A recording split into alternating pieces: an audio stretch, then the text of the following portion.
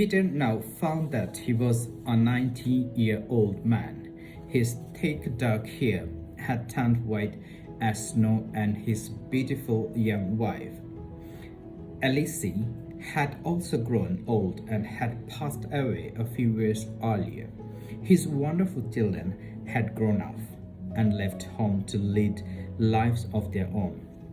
For the first time in his entire life, Peter realized that he had not taken the time to embrace the wonders of living. He had never gone fishing with his kids or taken a moonlight stroll with Alice. He had never planted a garden or read those wonderful books his mother had loved to read. Instead, he had hurried through life, never resting to see all that was good along the way. Peter became very sad at this discovery.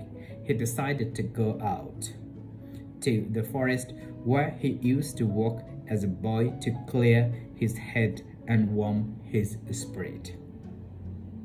As he entered the forest, he noticed that the little saplings of his childhood had grown into mighty oaks. The forest itself had matured into a paradise of nature.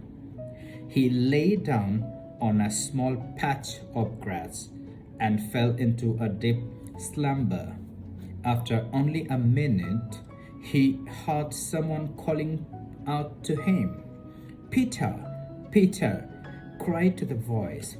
He looked up in astonishment to see what it was, none other than the old woman who had given him the ball with the magic golden thread many years earlier. "How have you enjoyed my special gift?" she asked. Peter was direct in his reply. "At first it was fun, but now I hate it. My whole life has passed before my eyes without giving me the chance to enjoy it."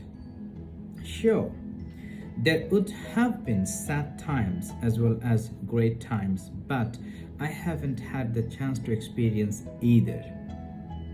I feel empty inside. I have missed the gift of living.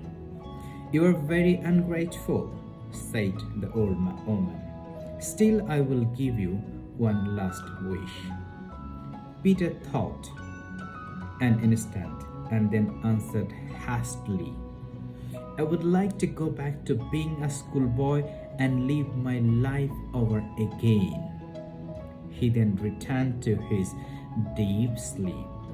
Again he heard someone calling his name and opened his eyes. Who could it be this time? He wondered. When he opened his eyes, he was absolutely delighted to see his mother standing over his bedside. She looked young, healthy, and radiant.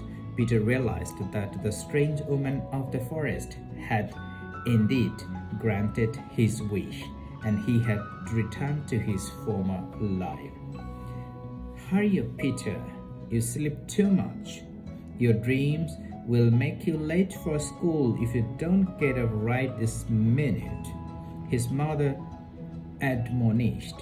Needless to say, Peter dashed out of bed on this morning and began to live the way he had hoped.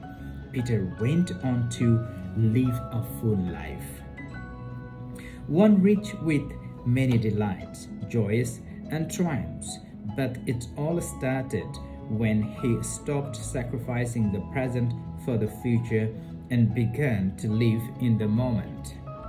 "Amazing story," I said softly. Unfortunately, John, the story of Peter and the magic thread is just that, a story of fairy tale. We here in the real world will never get a second chance to live life to the fullest. Today is your chance to awaken to the gift of living before it is too late.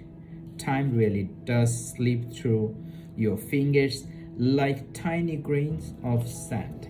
Let this new day be the defining moment of your life, the day that you make the decision once and for all to focus on what is truly important to you.